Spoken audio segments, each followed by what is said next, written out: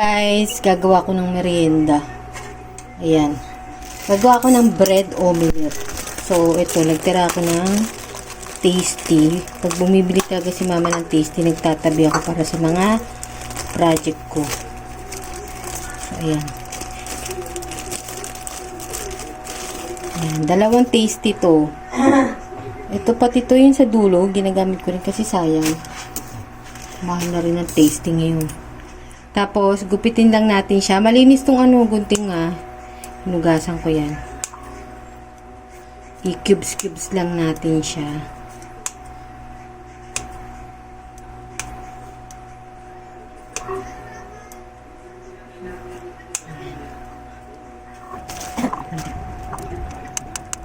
Para mabilis.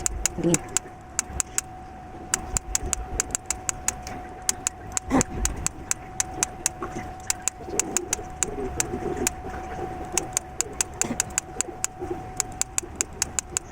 Yan, tapos, pag na lang yung gagawin sa ikan. 1 cup din tong aking tinapay.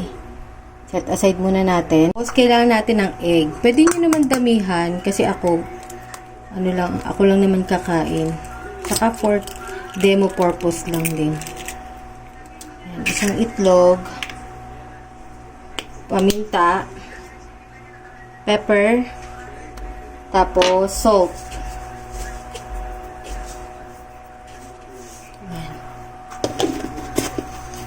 Tapos, syempre, kailangan natin batihin.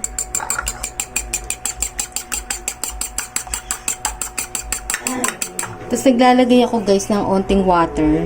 Yung iba, naglalagay pa ng gatas. Pero, wala akong budget pambili ng gatas. Kaya, water na lang. Para, mas dumami siya. Hindi ko na kailangan magdalawang itlog. Onting water lang. Tsahin nyo na lang din. Maliit na kawali lang tong gamit ko. Kasi lang naman to. Isang piraso lang itlog. Ayan. Tapos, maglagay tayo ng mantika.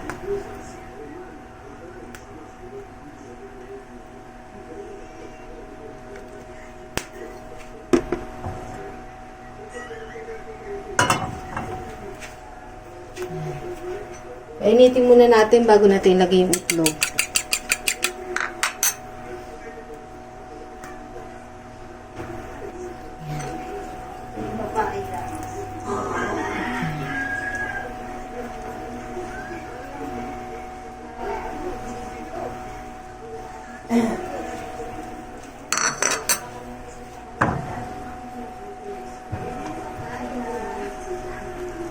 Ayan, lutuin muna natin. Tapos lagyan natin yung gilid para lumaki siya. Ayan. Pag medyo na yung itlog sa ibabaw, lagyan na natin yung tinapay. Teka, hinaan ko yung baka masunog yung ilalim.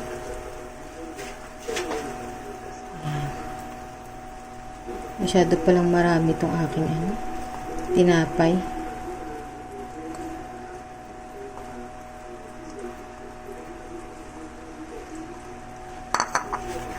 Kahit pala isang tinapay lang, guys.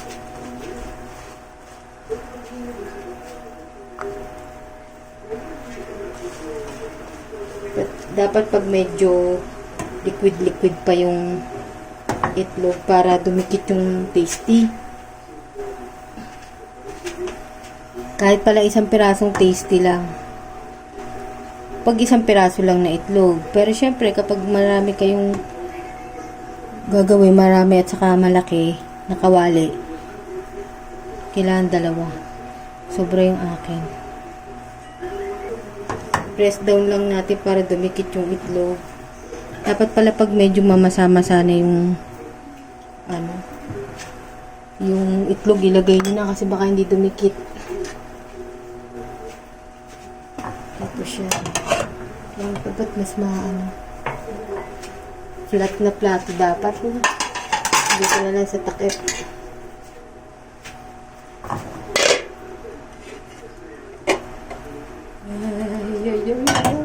Diyos ko po. Yun ang struggle. Kung paano siya ibaliktad. Yan. Tapos hintayin lang natin guys na ma-toasted yung tinapay. Ma-toast na.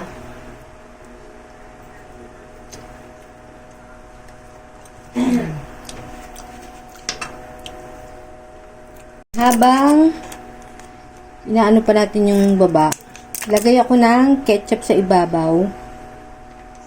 O kahit anong sauce na gusto nyong gamitin.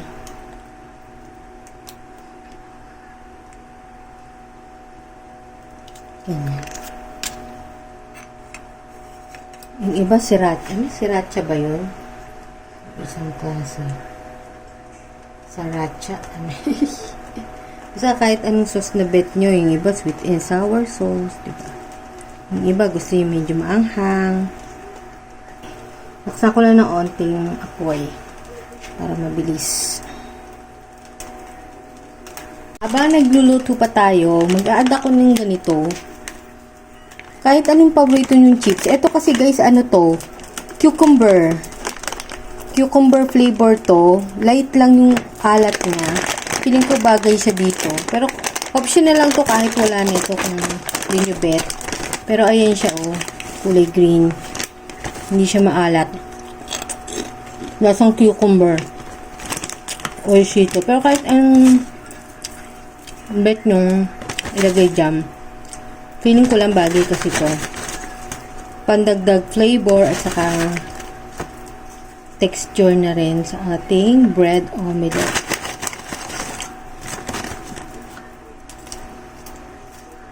Parang ano to, healthier version na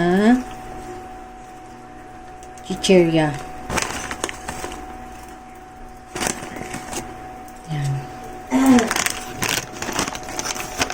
Challenge din paano natin siya itatransfer sa plato na hindi siya masisira.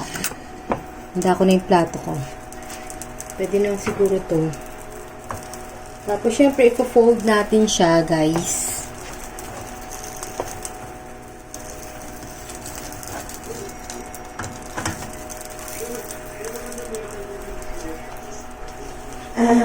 Ayan, naka-fold na siya. Tapos, i-slide na lang natin kasi para hindi masira. Slide na lang natin sa plato. Oops. Dead na siya. Tapos, maglalagay lang tayo ng ketchup sa ibabaw. Ayan, unti-unti. Hindi pala masyadong maganda ito yung ganito. Hindi pino yung yung labas ng ng ketchup para maganda sana yung design. Hindi pala ganun siya. Pwede na yan. Tapos lagay natin yung tirang chips dito para sa plating, di ba?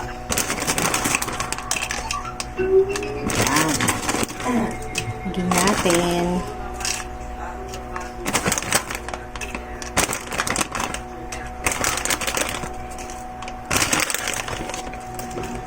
Sayang naman eh. May harap nito guys. Sayang yung bilhin. Ayan na guys. Yung finish product. Yung aking bread omelette. Ayan. Yung tatay ko kanina pa nakaabang. So, ayan. Yung tatay ko kanina pa nakaabang dito sa nakaabangers. Tikman natin.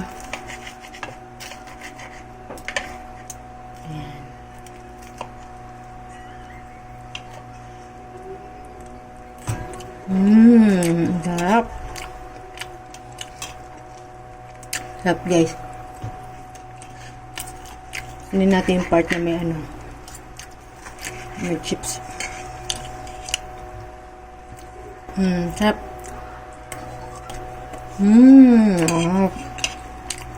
Nakalagdag ng flavor yung yung chips na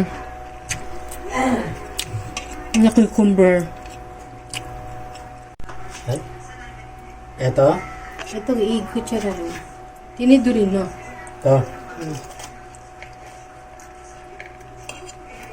bangers.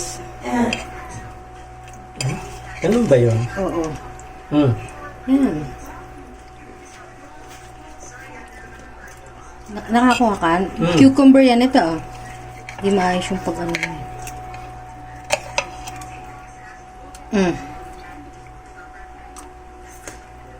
No. Si mama, bigyan mo. Sarap. Masarap to, ah. Ano ito pa? Cucumber? Hot. Nakadagdag talaga siya doon sa flavor na ano. Ay, bigyan mo si mama. Gusto mo, ma? Ang hindi nanay ko.